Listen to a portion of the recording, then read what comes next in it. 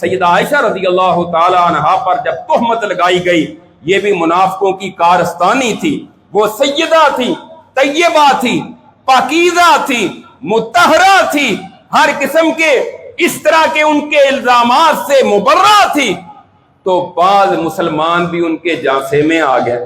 اللہ تعالیٰ نے سیدہ عائشہ کی شان میں قرآن نازل کیا۔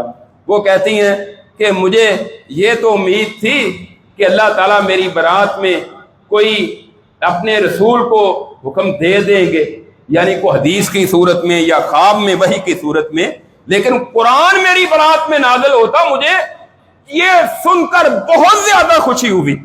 اللہ رب العزت نے فرمایا وَلَوْلَا إِذْ سَمِعْتُمُوهُ قُلْتُم مَّا يَكُونُ لَنَا أَن نَّتَكَلَّمَ بِهَٰذَا سُبْحَانَكَ هَٰذَا بُهْتَانٌ عَظِيمٌ يَعِظُكُمُ اللَّهُ أَن تَعُودُوا لِمِثْلِهِ أَبَدًا إِن كُنتُم مُّؤْمِنِينَ۔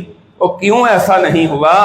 جب تم نے یہ الزامات سنے، تم یہ بات کہہ دیتے ہمیں اس معاملے میں کوئی بات کرنے کی جرت نہیں کرنی چاہیے، سبحانکا تو پاک ہے، یہ بہت بڑا بہتان ہے، اللہ تمہیں سمجھا رہے ہیں، نصیحت کر رہے ہیں، ایسا نہ ہو کہ کبھی تم دوبارہ اس طرح کی بات کرو۔ اگر تم ایمان والے ہو تو پھر تم نے کبھی دوبارہ اس طرح کی بات نہیں کرنی۔